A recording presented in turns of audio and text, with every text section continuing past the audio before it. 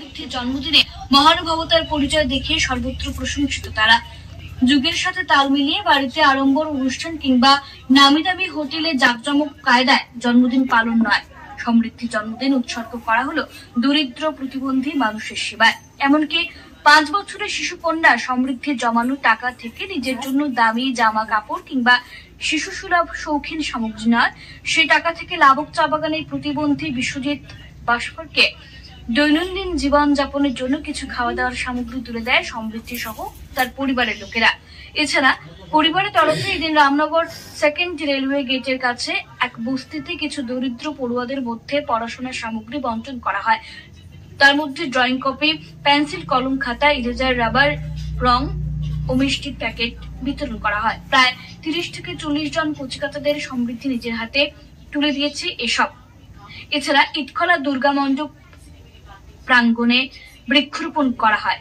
বৃক্ষরোপণে উপস্থিত ছিলেন পৌরসভার প্রাক্তন ভাইস চেয়ারম্যান বিজেন্দ্র প্রসাদ সিং, বিশিষ্ট চিত্রশিল্পী সমিত রায়, প্রাক্তন রাজ্যিক ফুটবল খেলোয়াড় চন্দন সিং সহ অন্যান্যরা। আমার জন্মদিন, ওর আজকে 5 নম্বর জন্মদিন। এই উপলক্ষে আমরা আজকে কিছু সামাজিক কাজ করছি। আমাদের পাড়ার প্রতিবেশী সবাই যারা গণ্যমান্য ব্যক্তি ওরা আছেন ওদেরকে নিয়ে প্রথমে আমরা ইটখলা দুর্গা মণ্ডপে প্রাঙ্গণে একটা বৃক্ষরোপণ করেছি, কয়েকটা বৃক্ষরোপণ করেছি। লাবক চা বাগানে বিশ্বজিৎ বলে একজন হ্যান্ডিক্রাফট পুরুষ আছেন, ওনাকে কিছু খাওয়ার বস্তু বা অন্য কিছু সামগ্রী দিয়েছি। তারপর সেকেন্ড দিকে স্লাম এরিয়া আছে, ওইখানে কিছু বইপত্র বিতরণ করেছি। ওটায় 30-40 জনকে দিয়েছি আমরা।